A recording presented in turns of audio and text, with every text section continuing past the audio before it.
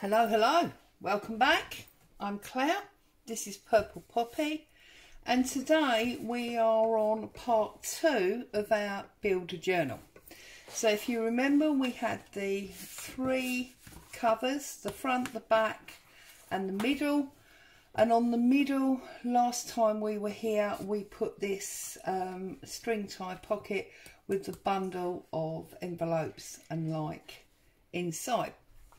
So today we need to get some spines on these. I'm only going to put the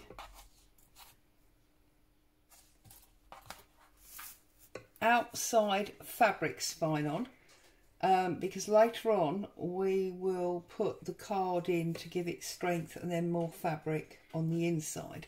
So I'm only going to do the outside, but obviously before we do that I want to line these two. So bearing in mind that I want to use those wonderful fabric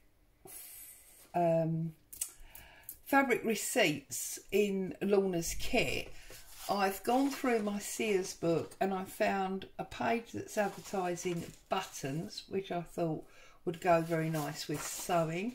I've also found a page with fabric and I found a page with cottons and ribbons. I'm going to use the cottons and ribbons and the buttons, I think. And I think they'll go on there very nicely. So let's start by getting these two currently undecorated covers decorated, and then we can tear up some fabric and work out where we're going to go. Now I'm just going to refer to this for a guideline. We basically went right up to the fabric edge, so that's what I'm going to do on this. I'm basically only going to cover the white. Okay, so I want to go that side, that rough torn side, on the rough spine side. So I'm going to be tearing down this line here, I think. And it's nice for these advertising pages because you do get these pre-done separations for you, which means obviously we don't lose that, we can use that later on.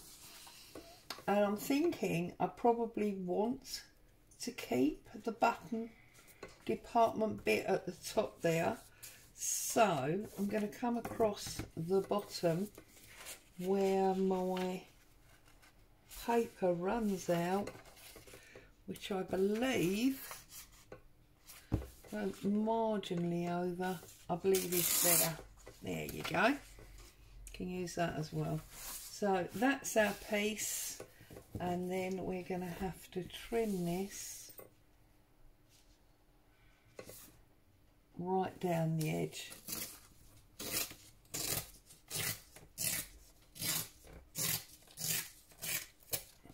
Like so. So that's going to be our very back cover. Okay, and then our ribbons one for our fronts. Again, it's going to go that way, so we can again put our torn edge on our spine. And again, I think, should we take the ribbons title out of this one maybe, and we can just go across there. Yeah, so I'm going to tear on. Am I going to tear on that line, or is that going to be too short? It's going to be too short, so I'm going to tear slightly over that line there, and then we're going to tear there. So we've got our little unmeasured measurement. Okay, so the first thing is that we're tearing about there. Okay, and then we're tearing there sure that's straight. Down there like that. And hopefully that is going to sit there, yes, like that. So let's get these stuck down first of all. I'm going to, because this is old paper that tends to be quite brittle, I'm actually going to glue on the cover rather than on the paper we've just cut.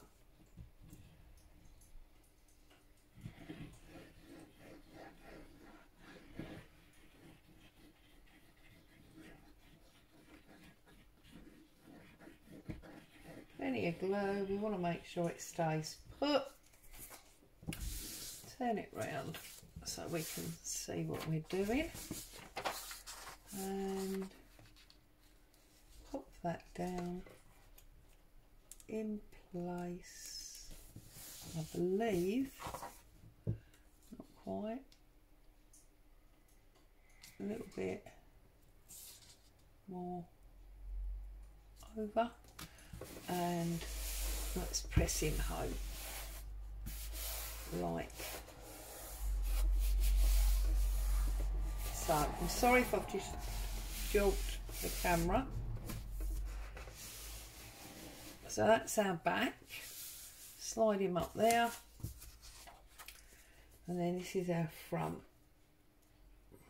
Okay. So again, gluing the paper that's on the cover, not the paper that we've just cut to size.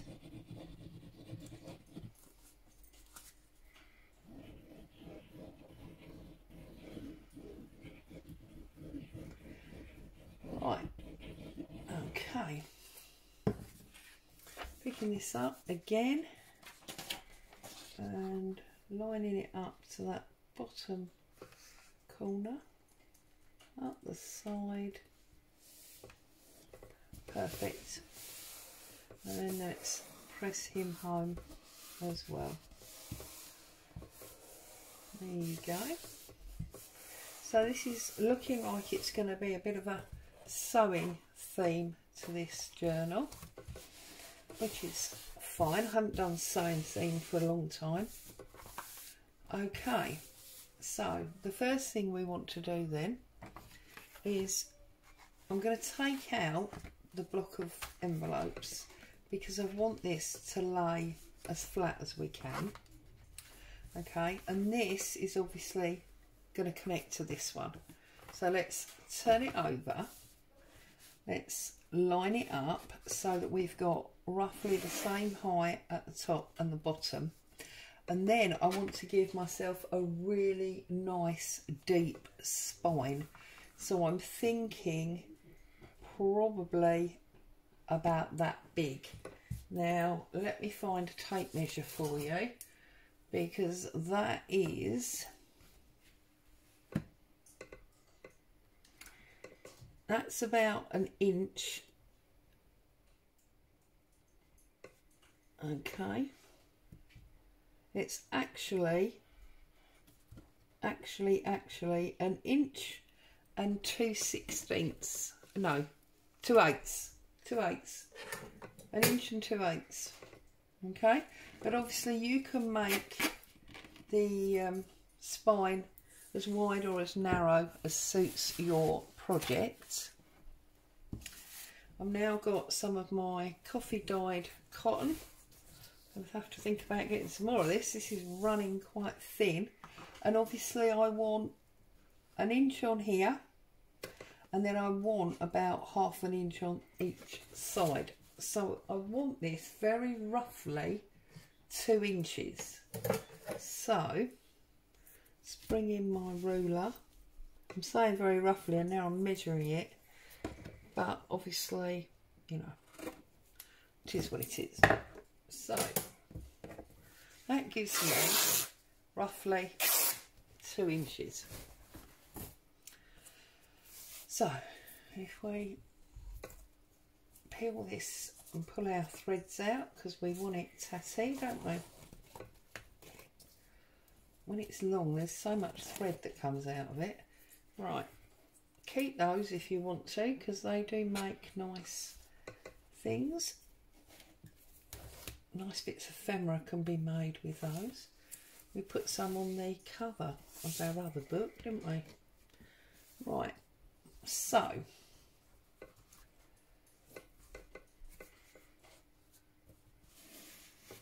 that gives me my inch and my edge. Okay, now obviously the spine has to be the length of the shorter book, so it needs to line up there, and it needs to be about that long. Okay, obviously you can cut this wider if you want more overhang. Right, so let's fold this flat. So that is going to be our spine. Now obviously at the moment it's going to be a very floppy spine because we haven't got any card in it, so please bear that in mind and don't, you know, panic that it's floppity, because that's what we would expect until we give it some rigidity. So put our line of glue down there, whoops, get our little spatulas,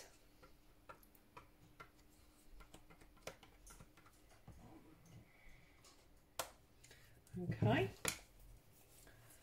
and line that up on the shorter one.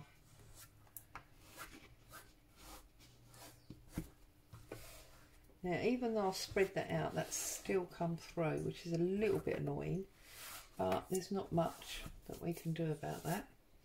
Make sure that you are, you know, at the right height, and bring down, whoops, see now I've moved it.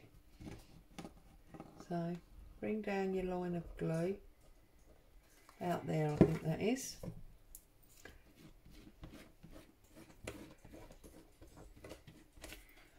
Okay, hold this back so we can see exactly where we are. Right height, and then right distance. Okay.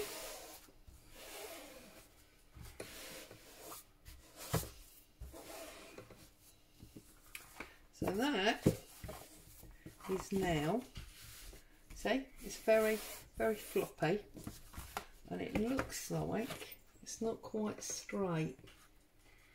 So if you're not sure that it's straight, just check that your overhang is working for you. Okay, so that is now this one, and you can see we've got our spine there. And obviously in due course, when I'm trying to find a thin bit of card, let's use the ruler. When we put our card in, instead of being floppy like that ruler's too thick of course, but it will, look, it will stand up once we get our card in there. All right, so that's that one, and now we're going to do exactly the same thing on this one.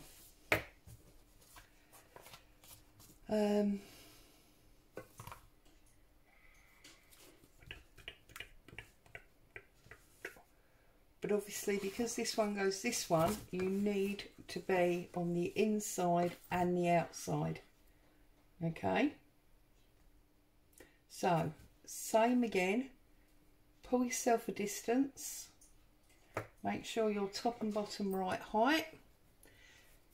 The piece that we just tore off, make sure that you've got the right height for your smallest one,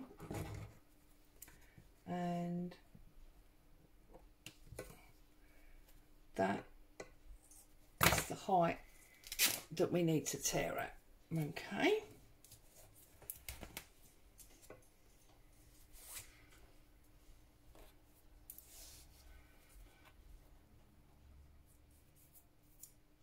Okay, so exactly the same thing again.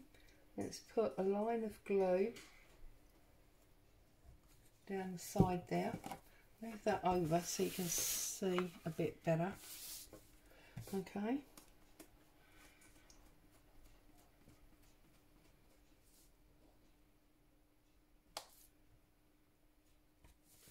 Okay, let's offer this up. Because we don't want this one to be quite as wide, this spine, we have obviously got a little bit more overhang this time. Again, offer it up, make sure height wise that it's roughly in the middle. Give yourself your spine space, open that up and run your glue where your fabric is. Okay,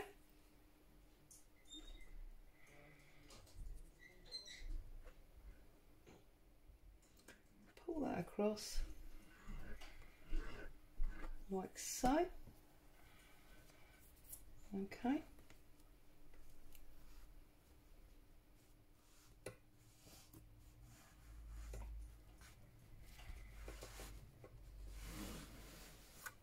and press that down like so. Okay, now I know that looks wrong and normally you'd go into panic mode at this stage, but seriously don't, because this one, remember, goes that way and that one goes that way. So we've now got our inside covered and we've got our all but floppy spines. So you can now see much better. This one opens this way and this one opens this way. So it does actually go like so. Okay, and that is your book. Now I've decided that I'm gonna mainly try and stick with blues and blue variants in this book. Now obviously you don't have to do that, you can do it completely serendipitous, you can do whatever you fancy, or if you did this in say red, then you would potentially do pinks and reds throughout. Now I have already got some bluey papers that I've done in the past. Now if I fold that in half, this is just normal A4 sheet, yeah, that's got some blue colouring to it already. We can see that that is marginally too big. But once we give it a pretty interesting deco edge, it's actually going to be a perfect size, like so. Okay, now you know me, if you've been here before and you've watched me work, you will know that I like odd sizes, so I will have pages like this, not necessarily this one, that are much taller, and you can see that if I fold it in half it will be much narrower. You can obviously fold it in half, but I tend to like them, rather than in half, more like this, which means you actually get a very narrow page, which I find ideal for flips and flaps to sit on. And then obviously I will trim the top and bottom of a page like this, get rid of that excess white book page area. Well, it's not white because it's vintage, but you know what I mean. Okay, and then having got rid of that, you see we've got that one. And what that means then is when we group them to make our journal, this A4 copier paper that's been coloured will sit height-wise. Oh, can't line it up now. There. So you can see that not only have you got interest double there, but you've got interest double there. Okay. I'm going to now set about using my inks and dyes to create more bluey, grey, brown pages, so that not only do we have coffee dyed pages in here, the traditional brownie coffee dyed, but I'm also going to have these bluey type ones. So I'm going to set to and do that. Okay, if you're crafting along, this is the next stage that obviously you need to be at. Okay, so cover inside and soft spines, because now it's all joined together and we can figure out exactly which way we're working. Okay, so happy crafting. I'll see you again soon. Bye for now.